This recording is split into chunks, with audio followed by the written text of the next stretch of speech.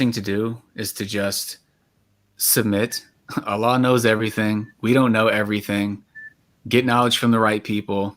Don't expose yourself to all the shubahat and whatnot. And just have that strong, solid foundation. And inshallah, you'll be fine. Just try your best. I know we're living in times where it's easier said than done. But, the resources are out there. And a lot of us, we live in these countries where it might seem like it's so difficult, but it's not. A lot of it is just sort of having a little bit of courage, just a little bit of resistance to just going along with the crowd. It's not always this huge deal that people make it out to be. A lot of us, we have the freedom to do it. It's just a matter of actually taking advantage of that and also being proactive. If you're a Muslim, you have the truth with you. People who don't have that, they don't have the truth with them. So there should be a level of being on the offense, of trying to spread this, of trying to inform people because they don't know the truth. You have the truth.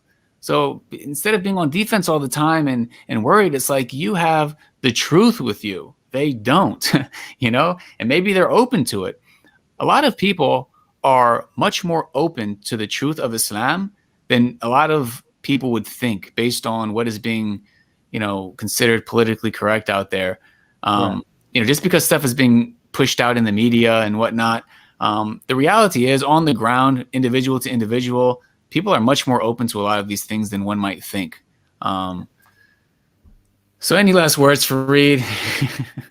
I think we owe Shabir a few last words before we're done. So the main issues with Shabir, I just want to try to sum it up here.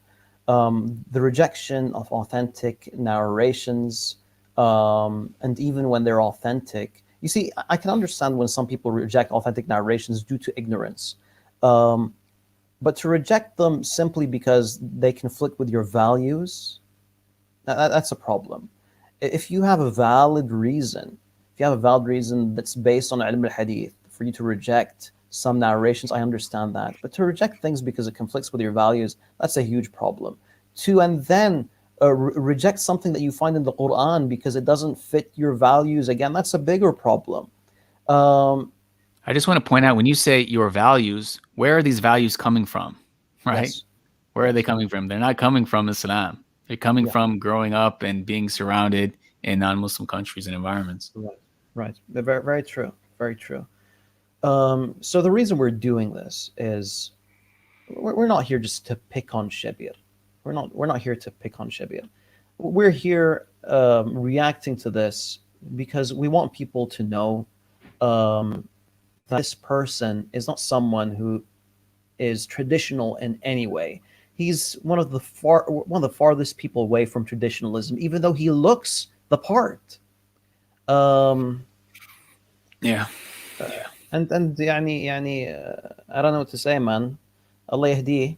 I don't have hatred towards the guy. I'm disappointed in him.